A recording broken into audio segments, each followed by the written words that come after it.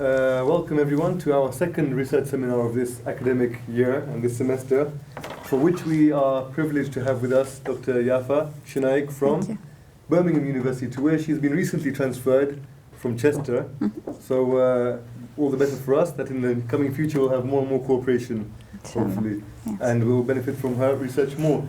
For those who are not familiar with her work, she has been researching Muslim communities and doing social science research within Muslim communities, especially with gender issues, and across both Shia and Sunni denominations.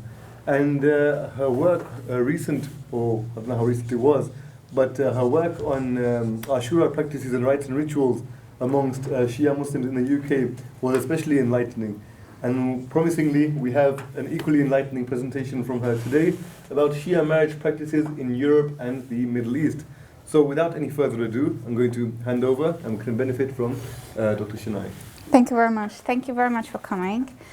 12 Shia remember annually the death of Imam Hussein, who is believed to have been killed together with his supporters at the Battle of Karbala by the Umayyad Caliph's troops in southern Iraq in around 680, through the performance of various commemorative ritual practices, theatrical performances, and the production of numerous literary artistic productions. The paper today examines the transnational aspects of cultural memory expressed in marriage practices, such as rituals, images, and objects, and analyzes how they are used by women as a tool to preserve the religious and cultural memory of Iraqi Shia women in the diaspora. This paper uses Pierre Nora's concept of lieu de mémoire, which refers to spaces, objects, or events that have a significant meaning to a particular group's collective memory, and argues that through these commemorative practices, Shia are able to present the Karbala narrative as lieu de mémoire, allowing the construction of a coherent Shia identity around the persecution, displacement, and maltreatment of Shia throughout the centuries. Marriage ritual practices are appropriated for personal, social, and religious memories outside of any national framework, but are nevertheless highly politicized. Various spaces of marriage practices are used to articulate different kinds of memories among and across various generations. Performing Shia marriages feeds into the individual and communal efforts of Shia in the UK to keep the memory of Karbala alive and the understandings of Shia communal identities in the diaspora functioning throughout generations. The performance of Shia marriage ceremonies functions thereby as an identity marker. For the first generation of Shia living in a diasporic context, it acts as a signifier of stability, and for the second generation, as a way to connect with their parents and Shia communities' religious and cultural practices. Marriage practices are usually performed in female-only spaces in which women assume authority and leadership in all aspects of organizing the marriage. What to include in a marriage ceremony and what meaning and function the various elements and aspects have are negotiated between the generations and influenced by various religious and political beliefs, socioeconomic educational backgrounds, as well as individual migratory experiences. The French historian Pierre Nora uses the term lieu de mémoire, translatable as sites, places, or realms of memory, to denote certain places in which we could anchor our memories. Being primarily concerned with the collective and national memory, he argues that we need to construct and share sites that are material and symbolic, quote, to stop time, to block the work of forgetting, to establish a state of things, to immortalize the death, to materialize the immaterial, end quote. Nora's definition of lieu de mémoire involves material spaces and places, as well as abstract ideas of enabling connections to the past for the purpose of avoiding oblivion. There are various types and ways of remembering that are continuously reconstructed and represented on an individual and collective level. What is remembered and how it is remembered is crucial in making sense of our past, present, and future identity. Nora's term represents the change in historical consciousness and public efforts in identifying with the nation and the nation-state. The identification with a particular nation-state and the construction of a national identity linking it to a specific past is the focus of Nora's concept. He developed it specifically to anchor French national memory and to prevent it from oblivion. The purpose of the French lieu de mémoire is to identify particular sites that have a specific historical meaning and to construct a narrative around these sites to develop a French national memory. Monuments, texts, and other anchors of memory in contemporary society are turned into national icons and gain status in order to form a clearly defined French national memory. The concept of lieu de mémoire assumes the nation to be a clearly definable entity and to be based on specific images and notions of gender, class, and ethnicity. The model of lieu de mémoire can, however, be transferred and modified to suit other memory cultures. In this paper today, I will take the conceptualization of individual and collective memory beyond Nora's framework of a fixed, imagined community of a nation-state and adapt a more complex, transnational, religio-cultural and political dimension to it. It focuses on the practice of sufrat al-aqd, for short, sufra, which is an all-female activity performed during an aqd, in which a tablecloth is spread either on the floor or on a table on which various objects are presented, such as a mirror, candles, a copy of the Quran, and also food items such as nuts, eggs, corn, and honey. Here's a picture of one of these sufras. These food items are either symbols of fertility or seen as aphrodisiacs. The practice of Mashi or al-mashaya literally means the walk or the walking, is also crucial in a marriage process and refers to the selection of mainly menfolk, chosen in most cases by women, who walk to the bride's family home to ask for her hand. Whereas particularly the younger generation of Iraqi Shia women insist on including the sufra as part of their wedding performance, the older generation holds on to the performance of the mashaya, as they are both used to articulate women's Shia identities in the UK. They are both an expression of women's lieu de mémoire, since the women associate the objects placed on the sufra with various aspects related to the memory of the Battle of Karbala, and the mashaya with the collective unity of the Shia community and the preservation of Shia history articulated through marriage practices performed in the diaspora. This construction of memory has the function of creating identities on diverse levels. Marriage practices become a useful tool to articulate identities that sometimes refer to an Iraqi, Iranian hybrid heritage, an Arab Shia as opposed to an Iranian Shia identity, or a more nationalist Iraqi Shia identity.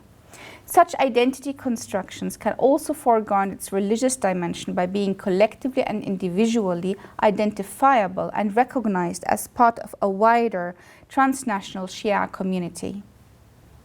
The performance of the sufra in the UK resonates in its form and also in its meaning with practices performed in the Gulf.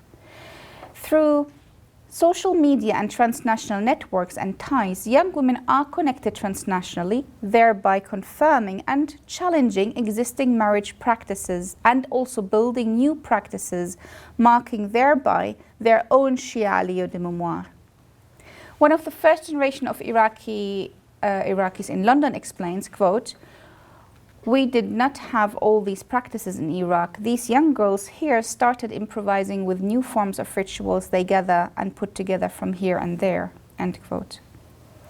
My research in this area is based on 4 years of ethnographic fieldwork among various Shia women communities in the UK. There are no precise numbers of the Iraqi population living in the UK, which includes the second and third generation. According to the 2011 census, there are estimated 73,000 Iraqis in the UK, with the vast majority residing in London. Unofficial sources, however, estimate a much larger number of Iraqis living in the UK. The International Organization for Migration estimates the number to be around 240,000. The Iraqi embassy, as well as a number of Shia community centers, estimate between 350 and even 400,000. The religious and political factions and the ethnic and national economic and educational backgrounds of Shia communities in the UK and in London particularly are very diverse.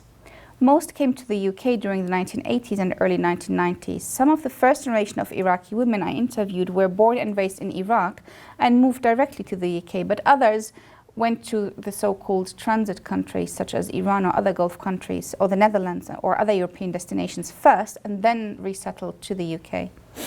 This paper examines marriage practices among 84 first-generation Iraqi Shia who both came from Iraq directly or through transit countries, as well as 54 second-generation Iraqi Shia who were born and raised up in London. The interviews with the first generation of Iraqi women were mainly conducted in Arabic. The second generation, however, used a mix of Arabic and English. In this paper, the interview responses are not categorized or placed into a certain pattern, but rather dealt with on an individual basis in order to demonstrate the complex diversity of the Shia community. One could, though, observe some general similarities in the responses between the generations. The paper, however, does not intend to reduce responses to particular groups, since the cultural and religious memory of each woman differs according to where her socialization occurred and to the degree to which the religious-cultural surroundings of her host societies impacted on her own religious practices. Not only the women's religio-cultural memory before migrating to the UK, but also the women's interaction with Shia now living in London, coming, for example, from other national and cultural contexts, contribute to the Iraqi Shia women's understanding of identity expressed through marriage practices. Due to the diverse nature of Shia communities in London sharing the same religious space, different religious and cultural practices encounter and interact with one another, and in some cases result in new forms of practices that are specific to Shia in Europe. The politics of remembering is central in the upbringing of Iraqi children. As one of the women I interviewed explains, quote, "We had to leave Iraq when I was still a little child, so I did not remember what life is like in Iraq. However, my mother always kept telling us stories about Iraq, our families, friends, and our neighborhoods. These stories gave me the Iraqi identity I felt very attached to when growing up in Iran. I do the same with my own children here in London now. I tell them about life not only in Iraq, but also in Iran. I want my children to be attached to their Iraqi-Iranian Shia heritage," end quote. The various details involved in and around the concept and practices of marriage are deeply positioned within a clearly defined understanding of a religio-cultural narrative that is articulated through particular material spaces and objects, as well as interpersonal relations and social networks. Similar to Nora's concept of lieu de mémoire, the first generation of Iraqis living in London identify certain practices they remember from their own life and marriage experiences before migrating to the UK and construct a particular religio-cultural narrative of memory around them. The collective recognition and acceptance of marriage practices plays a prominent role among Iraqi Shia and diasporic spaces, as one of the Iraqis I interviewed confirms, quote, "We all do it this way.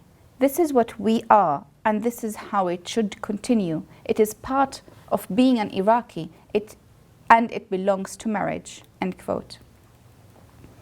The different social and communal steps prior to proposing to marriage are important within marriage context and also become markers of identity.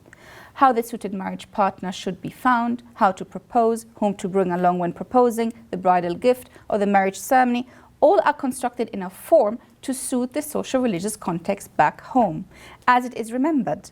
As one of the women explains, quote, "Everything needs to be done as they used to be done back home. Everything according to its roots, kullu ala usulu. Particularly in marriage issues, there is no playing around, no compromises are allowed. This is our family reputation. Everything needs to be done according to how they used to be done. Living in the UK now does not change the way we perform marriages," end quote. The reputation, but also the religious, socio-economic and political background of the family is important when it comes to finding a suitable match. Certain women, known as khattaba, who usually have wide access to the various community members and who enjoy social and religious capital, act as matchmakers. Very often this role is occupied by the female religious leader, Mullaya, of the community, who because of her religious role is invited to various family and religious occasions, such as events marking the rites of passage of family members. At these events, the Mullaya is allowed access to very personal and private spaces, enabling her to build an opinion of her family and its various members, including obviously also the prospective bride. This opinion is valued a lot within the community, to the extent that it influences sometimes the decision whether or not the proposed groom is suitable for marriage. As one of the women explains, quote, Mullaya so-and-so, referring to the name of the Mullaya, is a pious person. We've known her for over 20 years, and we value her opinion. When she says, go away from this boy and don't give him your daughter, we accept it, end quote. The concept of marriage is still seen among many Iraqis in London as not only a marriage between two individuals alone, but also a marriage between wider families. Transnational links to the country of origin, but also the countries where this family might have migrated before ultimately coming to the UK, play an enormous role in investigating the religious, socio-economic, political circles with which this family might have been involved at their various diasporic locations. Various phone calls, Skype meetings, conversations through numerous social media channels such as WhatsApp, Snapchat, Facebook, Telegram, you name it, are used as tools to investigate the history of not only the proposed grooms, but also the bride's family and the entire tribe. The process of proposing to a woman is a communal and social act that is expressed through mainly men's capital. The performance of the mashaya practice, which is the walking to the bride's family home to ask for her hand, is an essential part of the marriage process. Who to ask to be part of the mashaya is crucial, and the higher an individual's rank within the community, the better. As one of the women explains, quote, you show your respect towards the family and the degree you value them, as well as how much proposing to their daughter means to you when you bring people with you who are respected within the community, end quote. She continues by saying how challenging this step is now living in the UK, as back in Iraq you can choose the highest ranked men from your own family members in addition to other key figures in the community. Since, however, extended family members are not always available in diasporic spaces, the proposed groom usually rely on present community members, like high-ranking religious scholars, for example. In some cases, other family members living in other European countries are asked to fly to the UK and be part of the mashaya. Such a step is highly appreciated and, quote, increases the chances of the proposal of marriage being accepted, end quote, as one of the women explains. Transnational links and networks are therefore used to support one's religious and social capital within diasporic spaces in marriage contexts. At one occasion, as I was told, the eldest of the extended family back in Iraq, also called Kabir al-Aile, was Skyped in during a mashaya visit. This was seen as an enormous step in providing not only the seriousness of the proposal and the respect towards the family they were visiting and to whom they were proposing marriage, but also their degree of respecting tradition, as the woman explains. The socio-religious positioning of the extended family in the Middle East, but both has an impact on and also, in some cases, shapes the position of the family and its transnational communal relations with other families in Europe. The wider transnational positioning of the two families becomes sometimes more important than the local situation of the two individuals themselves, which is something that the prospective couple would be more interested in, as it is more relevant to their own lives, together in the UK. As one of the women explains, quote, the problem that we Iraqis face here in the UK when it comes to marrying our children off is that we are more concerned about the wider family, from where they come from, which political religious party they belong to, which marja source of relation they follow, how many religious scholars in the family they have, etc. And neglecting the fact that we need to ask about the two who are actually going to marry each other. We need to concentrate more on the couples. What are their degrees of religiosity? How is their behavior? Who are their friends? What did they study? Who do they work with? Where do they spend their free time? And with whom, etc. Then looking to what their ancestors were like back in Iraq or Iran or elsewhere, end quote. Another woman adds and points to the phenomenon of the dramatic increase of divorce cases among Iraqis of the second generation living in the UK. Quote, I feel sorry for our children. They are trapped in between. We, the older generation, have a concrete view on how they should lead their lives without taking into account that they were brought up in a different time in a different place. Here, i.e. here in the UK, the upbringing is usually the responsibility of the mother.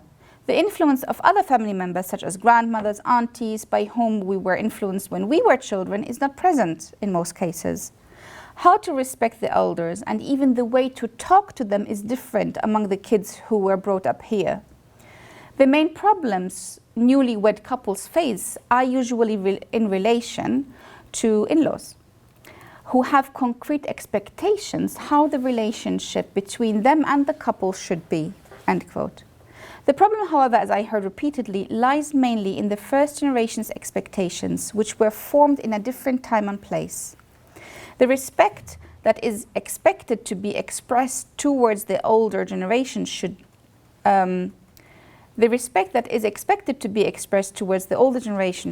be from their point of view unconditional and unnegotiable even. The younger generation, however, arguing from a freedom of speech and freedom of choice point of view, do not see a problem in, for example, disagreeing with the older generation and articulating this even clearly. The younger generation does not regard these generational disagreements as an act of disrespect, but more a case of different viewpoints, which is something that the older generation regard as a fundamental issue of personal and social cultural attitude. The following example from an old Iraqi marriage practice, which some parents insist in following, illustrates this generation conflict more clearly.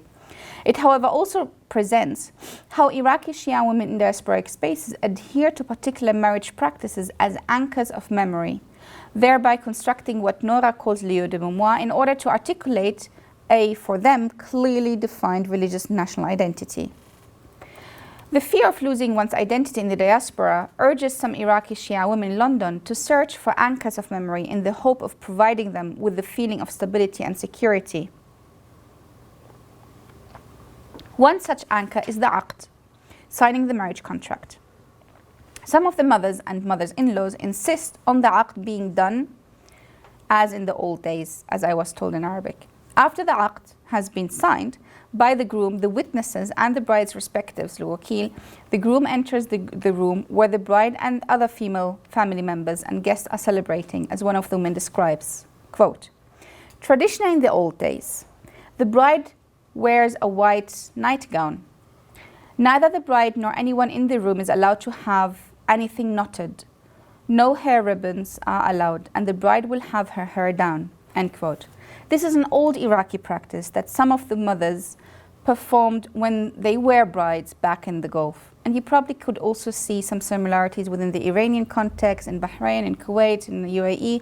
So you do have this practice of the nightgown in other societies too.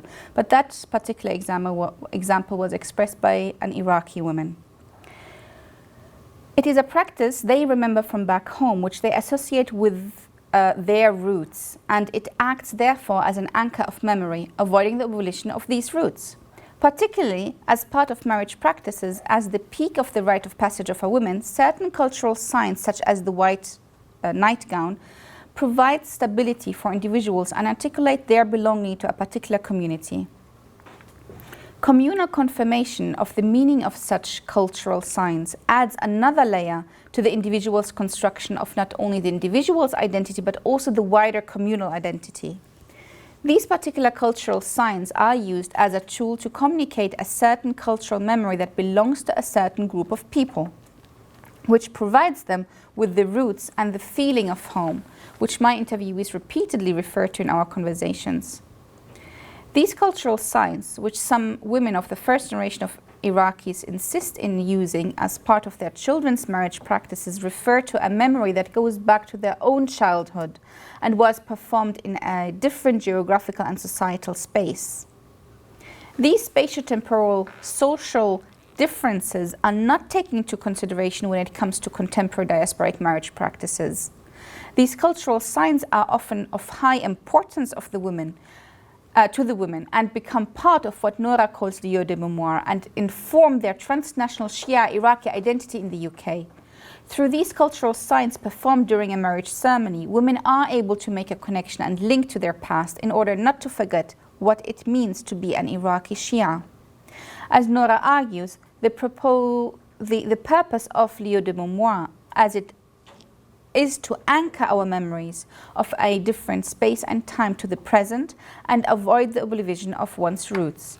The importance of roots and of lineage has been repeatedly mentioned by my interviewees and is linked to the concept of Shia Islam that goes back to the narrative of Karbala.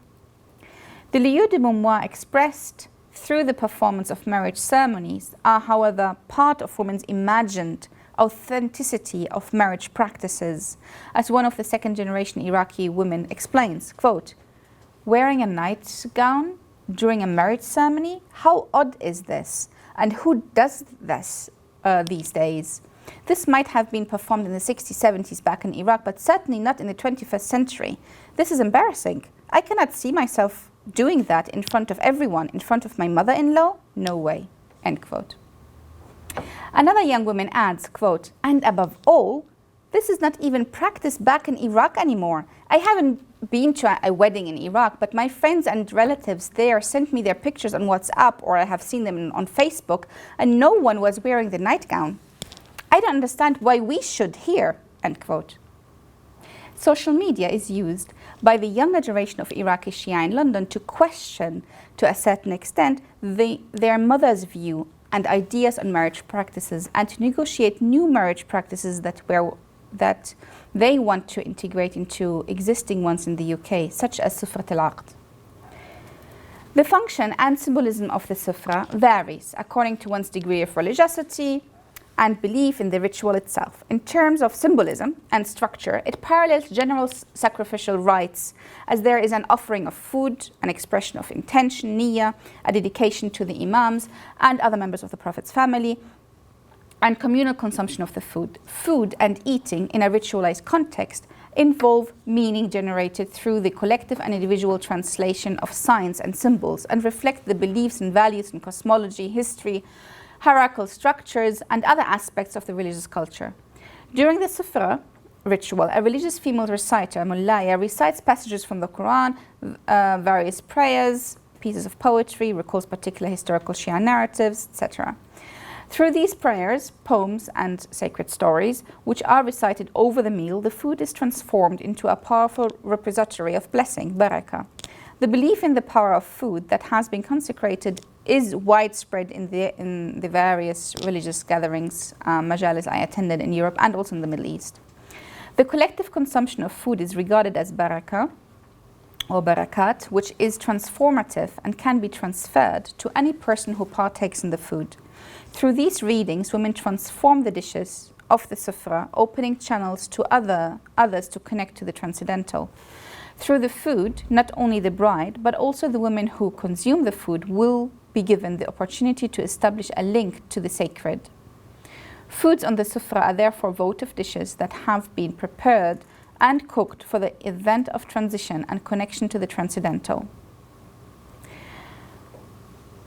Sally Brimsby and Shira Brisman refer to the term sensory cultures, which describe the interaction between objects and individuals through their association with different smells, sounds, touches, and sights.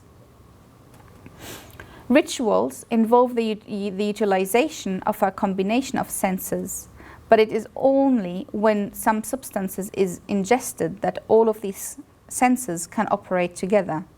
Rosewater and saffron, which are key ingredients of sweet votive dishes, are sometimes used to wash the bride's feet on the day of the Aqd. Some add to the sufra the old tradition of what is called the tray of luck, Suniyat Bakht, which contains various herbs and incense, displayed decoratively on a tray, and is sometimes burned in a censer over charcoal, using an intensive and pleasant smell in the room. It is believed that this incense offers protection from the evil eye to prevent jealousy and envy. Women refer to Shia sources highlighting the religious importance of these herbs and thereby refer to the symbolic but also religious importance of using these ingredients before entering wedlock and starting a new life.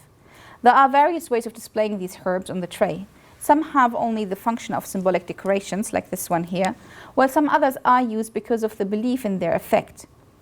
Some younger Shia only use them because their parents or their in-laws want them to be used. As one of the younger Shia explains, quote, "I don't necessarily believe in them, but they look good and our families think they will provide us with a good and happy life. Anything to make them happy, really. If it's only about burning some herbs and putting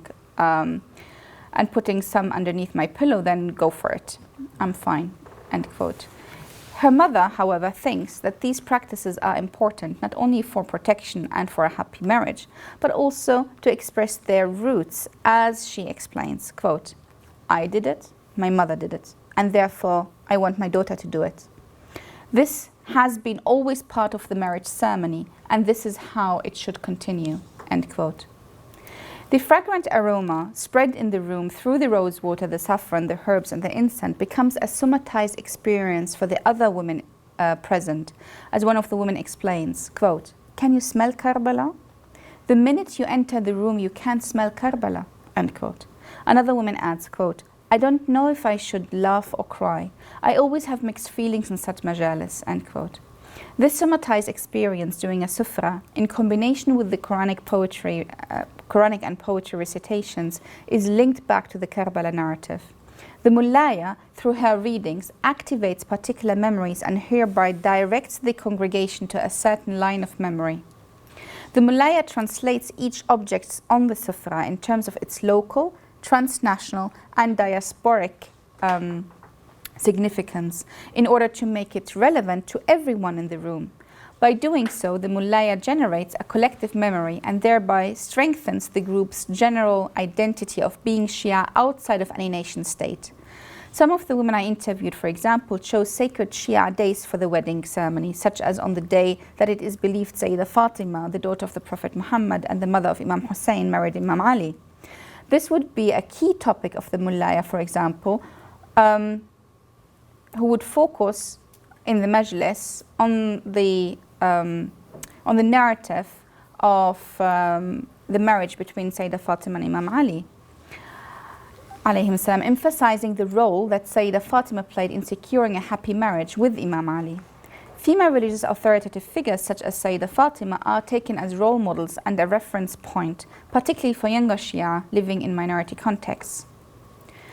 Sufra becomes a space in which various memories are activated and to which different layers of meaning, symbolism, and religious functions for each individual are associated. The sufra as a whole, but also each object on the sufra, brings various concrete and abstract memories alive for the women. Each individual interprets the sufra and its objects in her own terms and is affected in various ways by the sufra's somatic experience. As one of the women describes, quote, "Saffron is magical and should always be part of the sufra. Its discreet taste reminds you of Iran, and its deep orange color transfers you to the beauty and warmth of our homeland Iraq," end quote. On the one hand, the individual's interpretation of an association with the sufra is influenced by the mullaya, while on the other hand, each individual makes her own links depending on their biographical experiences. Some of the women, for example, had the feeling of being back in Najaf, or in Karbala, or in Qum, or in Mashhad, or in Kuwait, or in Bahrain, as these were the places in which they were brought up in, or are regarded as being sacred in Shia Islam.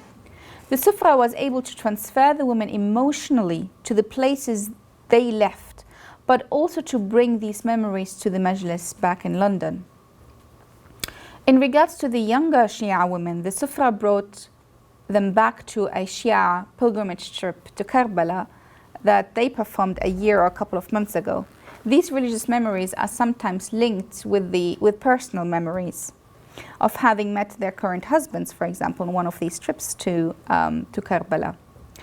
But they also have a political dimension to it.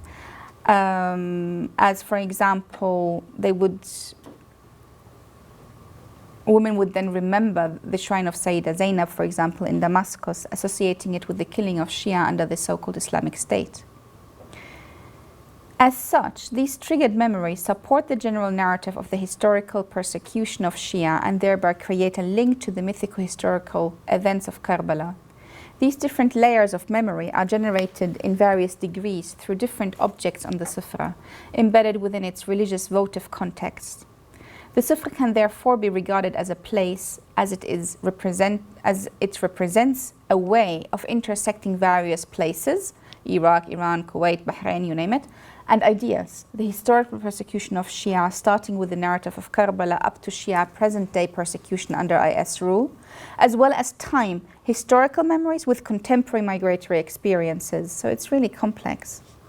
Memories are internalized through objects. The Sufra is a place of eternity, as it functions as a tool to keep the memory of Karbala alive and assures the continuation of various layers of individual memories. It represents the accumulation of various memories that have been gathered over time and through various places.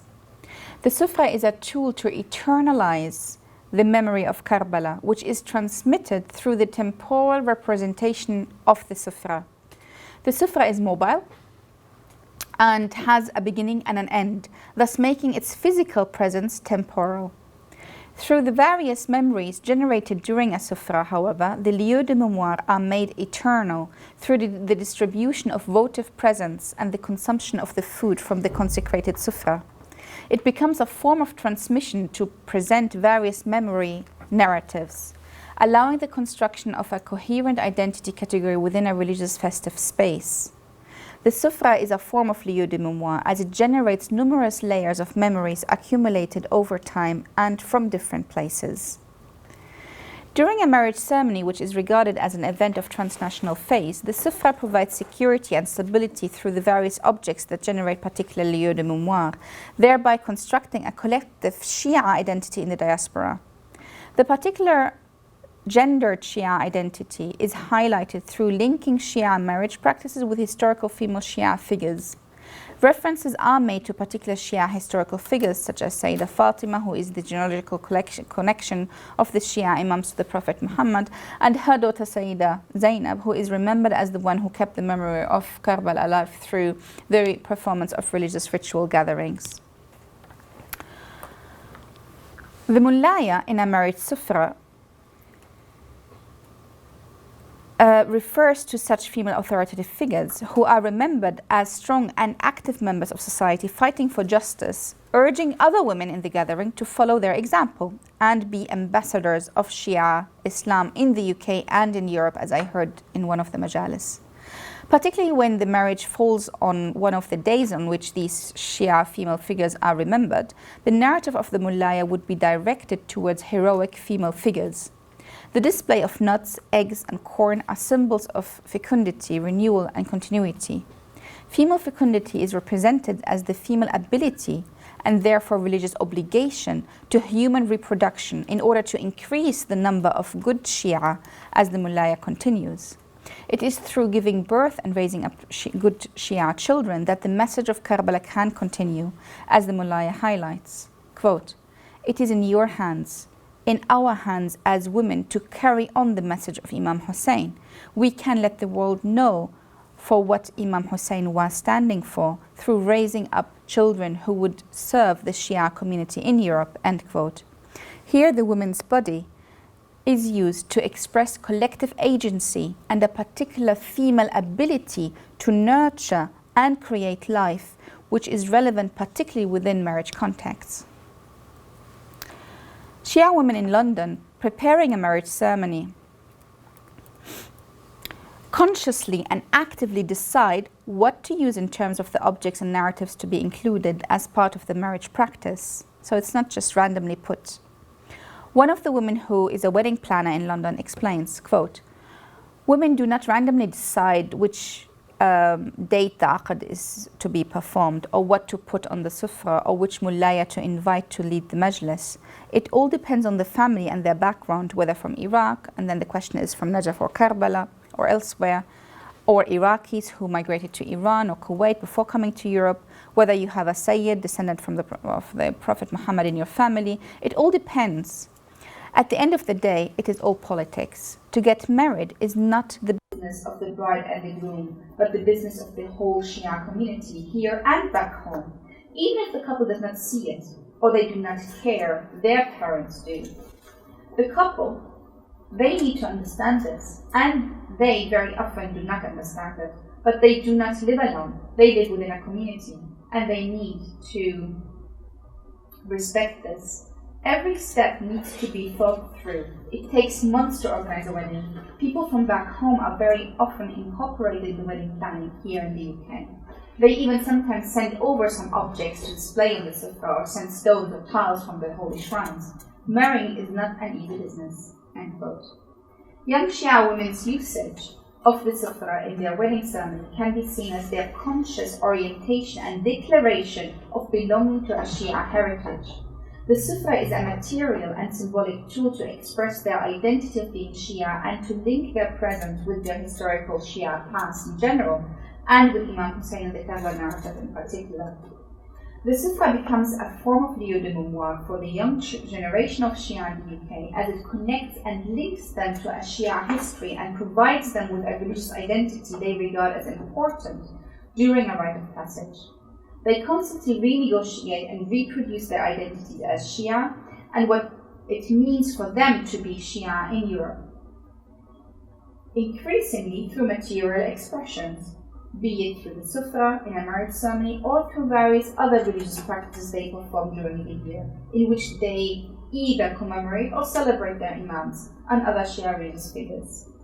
Young Shia constantly build various lieux de mémoire, integrated within their local British context of living in a highly diverse Shia community in London.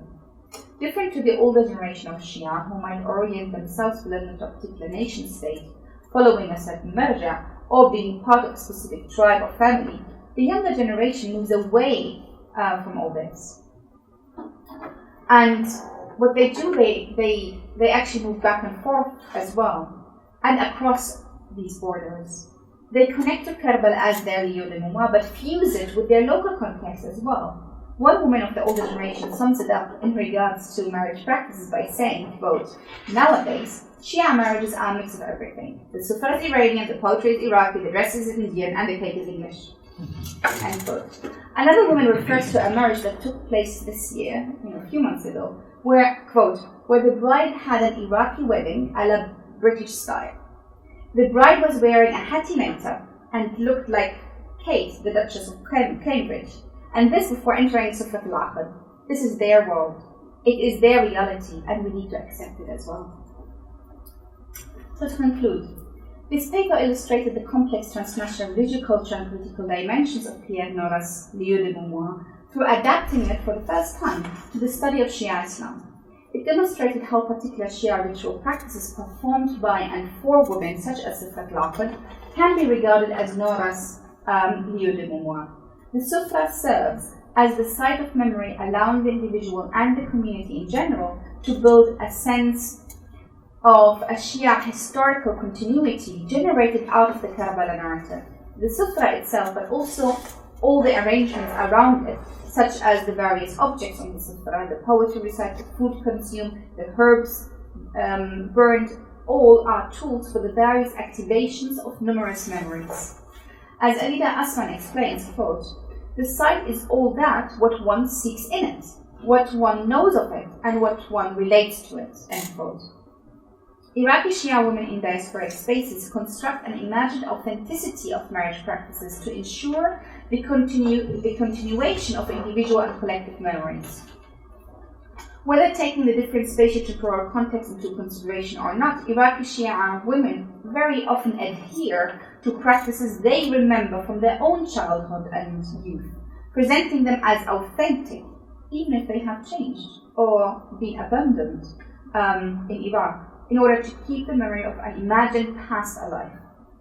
The Shia ritual practice of sufra is a place that combines different verbal, non-verbal, and contextualized and recontextualized spaces that find their origin in a particular Shia narrative interwoven with personal, individual, and biographical memory. Material objects displayed on the Sufra relate to Shia historical sites and narratives of Shia history, which function in making the past tangible and which act as a meaning-making apparatus for the present. Each individual, however, relates to these historical narratives differently, resulting in a plethora of Shia memories, all connected in one way or another to the narrative of Karbala. These memories are individually and collectively constructed, allowing various layers of memories to be associated with the same place. The activated memories are not randomly chosen by the organizers of a marriage ceremony, but rather are consciously decided upon and reflect the social-political religious orientations of the host of the marriage. Transnational networks and family ties have an influence on the local intra-communal structures and relationships in the UK. Marriage practices in Europe are one of many other communal activities that are influenced by the geopolitical religious developments in the Middle East.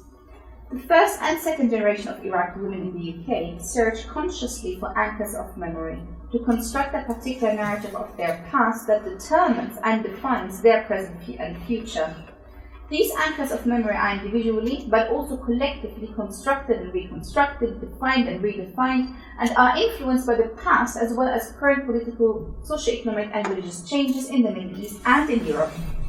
As Alida Asma argues, the politics of memory provides a group with its genealogy, legitimized through symbols across space and time.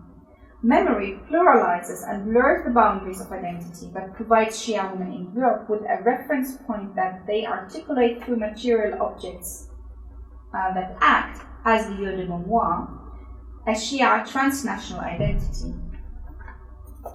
It is the female space of the Sufra that provides women with the ability to articulate their religious and social identity as women, connected and even rooted within a Shia past, which is expressed through ritual practices that are transnationally transmitted and influenced, but locally performed. Thank you. Thank you.